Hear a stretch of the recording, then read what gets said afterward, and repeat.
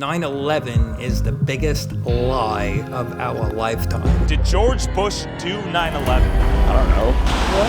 I don't know about that one. Actually, I don't know. Is that the president? I don't think so. That's ridiculous. That's ridiculous? It is. Why is it?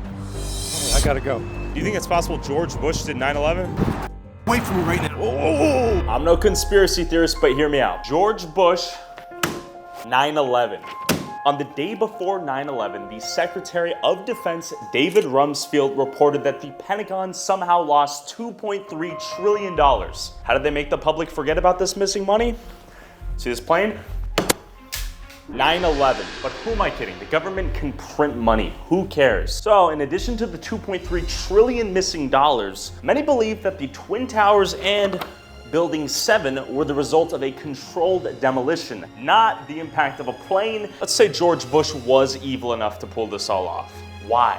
Many believe that Building 7 was a secret headquarters for the entire plan related to 9/11. Seem a bit far-fetched? Maybe. I know nothing, but what if I talked to a first responder on 9/11 who was the New York Fire Commissioner? Let me introduce Chris Joya. Chris, who are you? I'm an ex-chief in the Franklin Square and Munson Fire Department. For a variety of reasons you're about to explain, you believe it may have been a false flag? Yes, that's correct. Okay, and what is a false flag? False flag operation is an operation that is conducted by a government and to make it seem that some group or entities committed some acts which require the government to attack a country. Thomas Hetzel was a member of this department. Right there. Yes, and he was killed in the towers. We lost a lot of friends. Yeah. You were on site that day. I was working across the river doing my construction job, and then the fire department got called to duty to assist. Within a couple of days, we wound up down at Ground Zero. That's me, almost 20 years ago. This is what I saw, and then there's this South Tower coming down. How did you come to the conclusion that 9/11 was a false flag? For the first 10 years, I did not think anything other than the official narrative. Then, after being shown a close-up video of building number 7 coming down, and that got me going because it's obvious to me that building 7 was a controlled demolition because the building collapses from the bottom down. Can you basically break down your experience in firefighting and construction for us?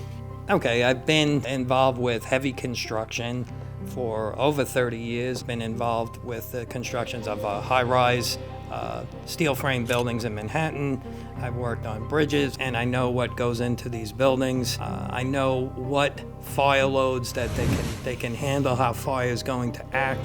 The trade centers were unique in that they were designed to withstand the impact of a jet. From what I understand, the outer skeleton of the building, the outer columns was like a fishnet, and you had these inner core columns which were substantial, thick steel beams to withstand 4 or 5 times what the loads were. The engineers always over-design a building. No steel frame building has ever collapsed before or since 9/11. So that should say something right there. And it said that building 7, it was a progressive collapse, that it was caused by fire. But progressive collapse, unlike the Twin Towers collapse from the top down. That's a progressive collapse. Sure. Floor by floor by floor. But if you look at the videos of Building 7 collapsing, it collapses uniformly. It's collapsing from the bottom. The building stays intact all the way to the bottom of the ground, and you could see the sides caving in on it. For a building to collapse uniformly, which the videos show, all the load-bearing columns would have had to have failed simultaneously. Now, fire doesn't act like that. I came across an analogy of the Twin Towers, and if you could visualize cast iron stoves stacked one on top of each other. The stoves up at the top, yes, there's fire and they've been damaged, but the stoves on the bottom, they haven't been damaged. Okay. So the structure underneath all of that is intact. So it's impossible for a building to collapse near free fall speed and increase without a controlled demolition. You're running into the path of most resistance. I So see. something else is going on. I don't believe that it was just the planes or the fires. I think that, and they examined the dust, and they found what they call thermitic material, which is like an explosive incendiary, which was in the dust samples, and that's documented. There were reports of the buildings were undergoing an extensive elevator renovation in the 2 or 3 years prior to. All kinds of workers, they had access to the cores of the building. And on the day of the attack, the elevator company would not assist in the operations of the elevators. And the elevator company it subsequently went out of business. And a couple of years after that, the information is out there. At one time when I was heavily engaged in trying to get a new investigation, I definitely felt threatened. I felt threatened from my family, and it wasn't a pleasant experience. You have sworn testimonies from firefighters regarding explosions in the building. They were suppressed. Just somebody making a statement, especially from firemen and police, if they make a statement, I heard an explosion, that's grounds to initiate an investigation. The firefighters, a bomb went off. This is their own words, made that day. They just ignored it. Just like Building 7 was ignored in the 9/11 Commission report. It's not in there, like it never happened. You think the firemen knew something was up? New York City Fire Department knows exactly what happened, and they've been told, not to comment on it. They know. These are my brothers. It's your family. These are the guys I went to fight fires with. These are the guys I grew up with. They don't see how, when you lose my friend Mike Kiefer, he was the only son. He was going to get married. He had a whole life ahead of him. His parents were devastated. So you have all this, collateral damage on top of that people don't see that. And it just infuriates me that something like this could take place. These people that did it don't even care about that, You killed some of the best people in this country. You murdered them. They were collateral damage in the government's plot to have an excuse to start a war. What do you think Al-Qaeda's role in all of this was? I think Al-Qaeda is made up. The FBI came out, I believe it was 2006, and actually said, this is verifiable, they had no concrete evidence linking Osama bin Laden with 9/11. Osama bin Laden worked for the Central Intelligence Agency in Afghanistan. He helped us fight the Russians when they were in Afghanistan. Okay. He was a CIA operative. CIA helped orchestrate 9/11. It was their plan. George Bush's father was having lunch with Osama bin Laden's brother or cousin that day or the day before 9/11. So there's some business dealings going on that they don't even talk about. Another fact that can be verified. After 9/11, they shut down air traffic for a few days. No planes were allowed to fly. The only plane that was allowed to fly was bin Laden's family. They put them on government jets and flew them out of the country. They let them go. They set up bin Laden to take the fall for this. Why would the government want 9/11 to happen? Well, first and foremost, we were going to exert our influence over the whole world. American and coalition forces are in the early stages of military operations to disarm Iraq, to free its people, and to defend the world from grave danger.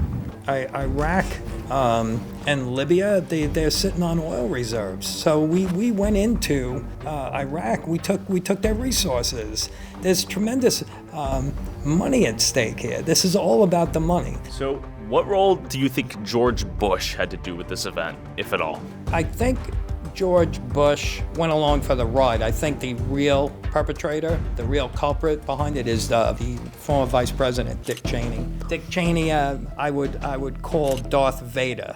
Dick Cheney was in charge of everything. He took control of the military prior to and on that day, and he choreographed. The Pentagon, just so you viewers know, is the most heavily defended building in the world. The pilot who allegedly was piloting the plane that crashed into the Pentagon, his name was Hani Hanjour, and he, according to the 9/11 Commission, was the worst pilot out of the bunch. Now, they supposedly were training on Cessnas, so he went to this flight school, and he was such a poor pilot that the instructors wouldn't even certify him on flying a single-engine propeller plane. Yet, he is supposed to have taken this commercial jetliner and done some aerobatic maneuvers to bring it in almost ground level and go into the side of the Pentagon. So at the time it had an active surface-to-air missile defense, so they could shoot down incoming planes. There are more security cameras around the Pentagon, even back then. The FBI confiscated between 80 to 90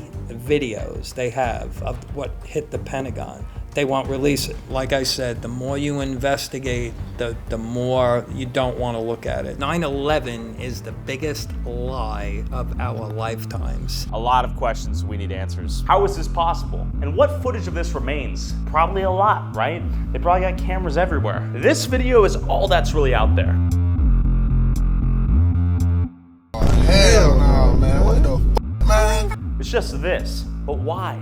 Do they not have cameras on the Pentagon? Let's go find out.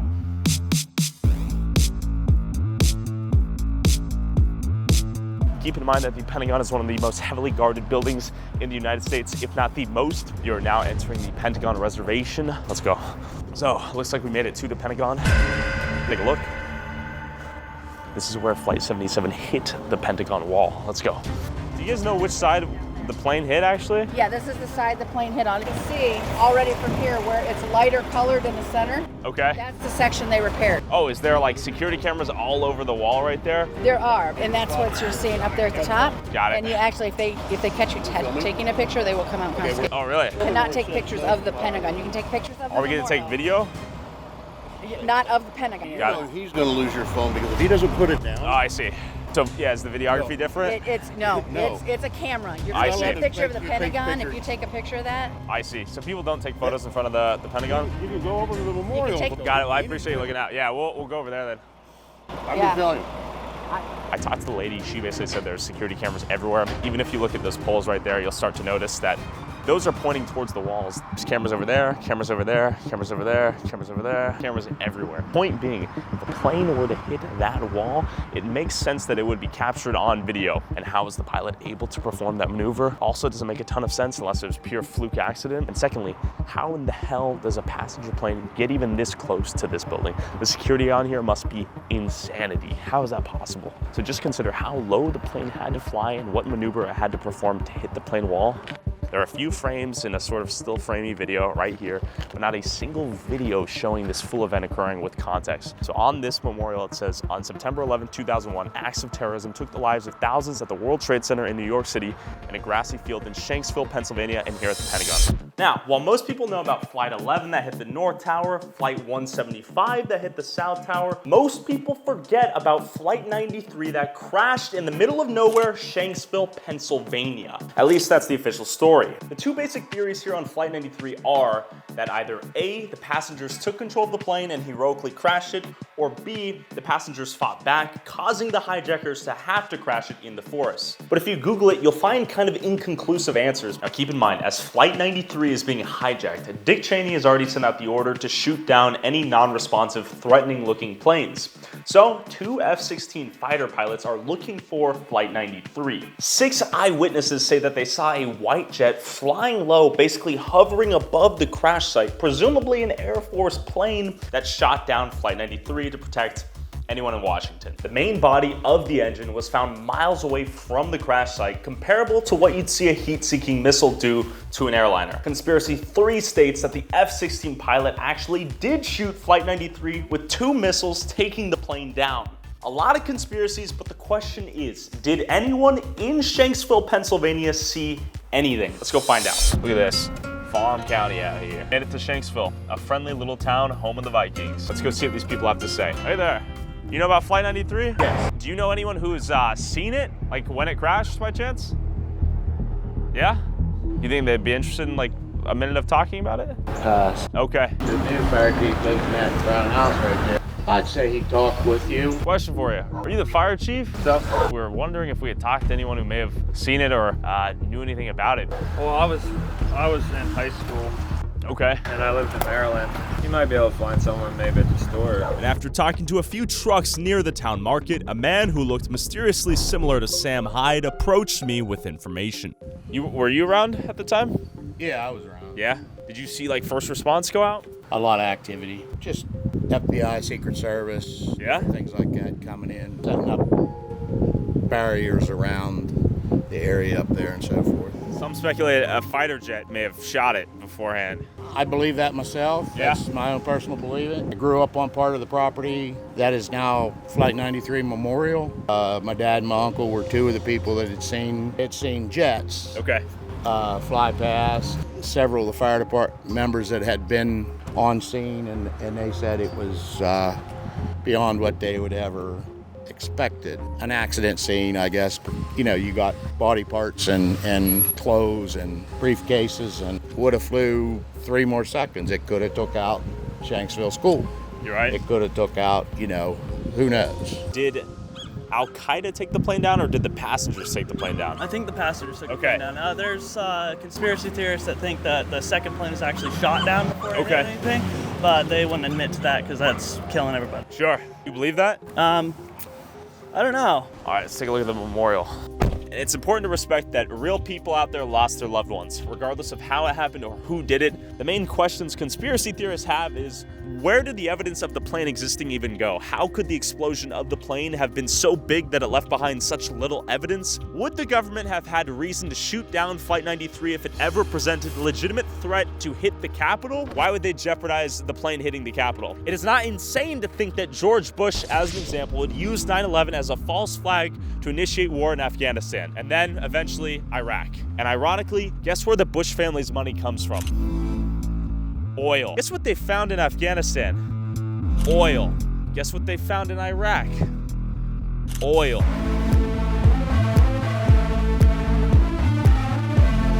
My question is, though, if we as a society fail to ask any questions and blindly believe everything, then we will question nothing, which allows the government to do whatever they want, which is a problem. These 9/11 conspiracies are interesting. I have no clue if any of it is true. Who knows what actually happened? Also, whoever has the most viewed TikTok or YouTube short using a clip from this video, I'll send you $500. Post however many times you want, but you must tag my TikTok/YouTube @ and put YouTube Tyler Oliveira in the title/description.